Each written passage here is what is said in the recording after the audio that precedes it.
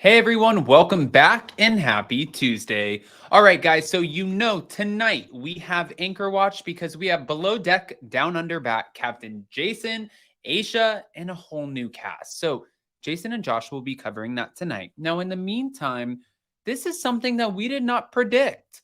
Jill Zarin, Bethenny Frankel coming back together after so many years, having the tough conversations, and it kind of seems like they had a few revelations. So we're going to play some audio for you, also go through the story. But before we do, you know how this works. If you haven't already, go ahead, do all the YouTube things, smash the like button, show some love, and let's do the damn thing.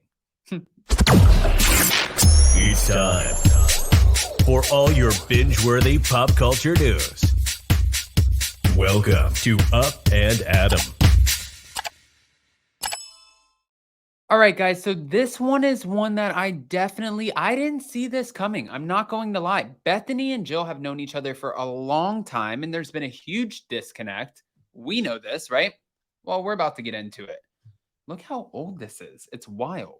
Reality Blurb came out with this. Bethenny Frankel and Jill Zarin reunited alone for the first time in 13 years, following their feud, which started when both women were still on The Real Housewives of New York. While recording an episode of Bethenny's podcast, Jill and Bethenny opened up about their friendship's demise. All right. In June of last year, the former friends shocked the Bravoverse by running into each other on a plane, leading viewers to believe maybe the feud had ended. And on her Instagram, Bethenny revealed that she and Jill would record an episode of her podcast together. She said, well, I can even share it with you guys because Bethenny Frankel is like, hold on, wait. If we're going to be promoting something, we're doing it together, then we are not going to miss the opportunity to make some money off of it. She said, tonight, Jill and I reunite for the first time one-on-one since 2010. Tune in now, link in bio to hear our reunion episode on Just Be and RHWY's podcast. All right. Well, then we wanted to know naturally, what did you talk about, right? I mean, yeah. Fan account at Queens of Bravo expressed, well, the timing ratings must be low. Another fan said of Bethenny, there is something really calculated about her that makes her good at business and not much else.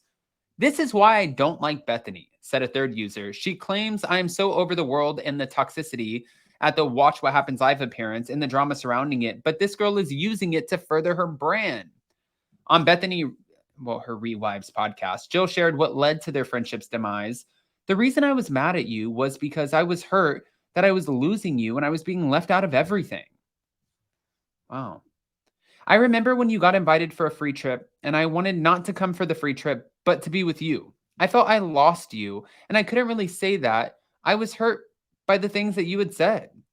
She also recalled being hurt when Bethenny did not contact Jill after her late husband Bobby's brain tumor diagnosis, and Jill confessed, however, that she didn't express her feelings until the new season began shooting.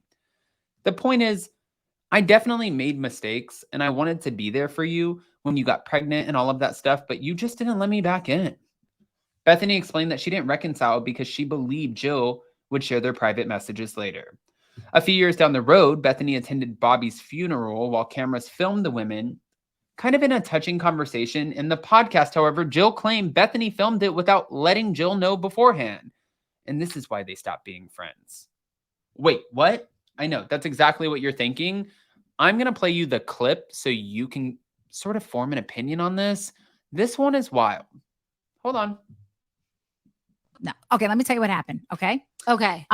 Someone who worked for me, I'm not going to mention his name. Andy tells me Jill says Bobby would have loved when he was, hold on. Let's get real. Andy said to me that when Bobby was in the hospital or when he was sick, that you said to him he would love you to cover this or to see this or something like that. He loved the show and that you wanted there to be coverage of, like, not meaning him being very sick, but him when he was ailing. To do something do something. That is true. Okay, that is true. He said that. It was an overall thing, yes. Okay. I'm going to just tell you this. And then you know this is the truth. Hold on, but then he said in the thing, I'm just telling you what he said, then you can respond. I got you. Then he said, Jill said you could bring the cameras to the funeral. That's what he said to me. Not half. Okay. If that was true, would they need a release from me to get my voice on camera?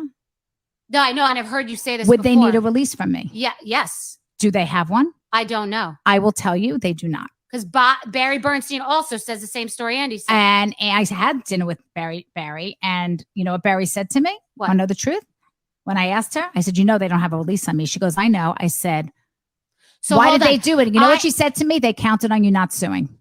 I believe you, but if I tell you there's no release, then you have to know I didn't know. If I'm telling you there's no release. No, I don't have to know, but if you tell me that you didn't know, I'm going to believe you. I don't care about a release. No, but I want you to know because I'm Allison. We don't need Allison. I love you. She wasn't even going to be down here. Like, we're not. No, but she was at the. It's okay. I don't need it. What is it? She's. I'm going to tell you what happened. A lie detector test. When I saw you walking out of the funeral in the procession. When I was walking out after we had the funeral, and I was walking out, and I saw you, I died.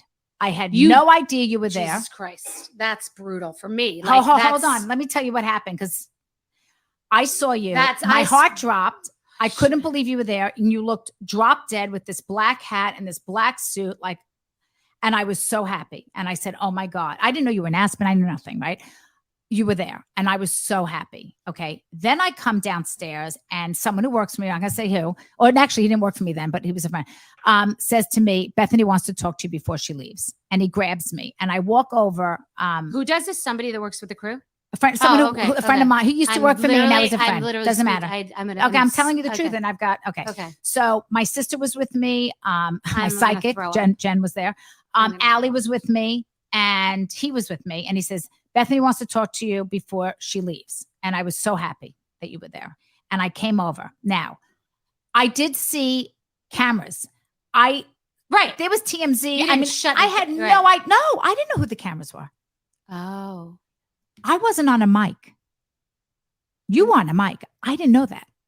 Fascinating. So when we hugged and all that, and I'm wearing bug glasses, you have to know I'm a little vain. If I knew I was being filmed, I wouldn't have looked like that. I still would have had makeup on. I need a minute. I need a minute. You need to know I had no idea. Okay. I literally, if I believe you. And hand to God, should Bobby give me a second because I first didn't want anything to do with it. I didn't want to do with it. And then, yes, I thought, she wants them there, and I know you. And I thought, and by the way, you weren't upset that it.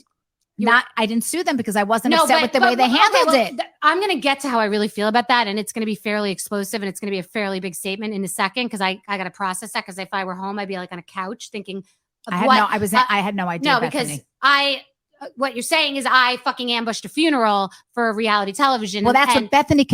That's what Ramona was saying. Is of course I had no idea the cameras were going to be there. Forget the other. Okay, no, I'm just saying that nobody knew. I didn't know. Right. Okay. So, and I said, by the way, you know when I found out?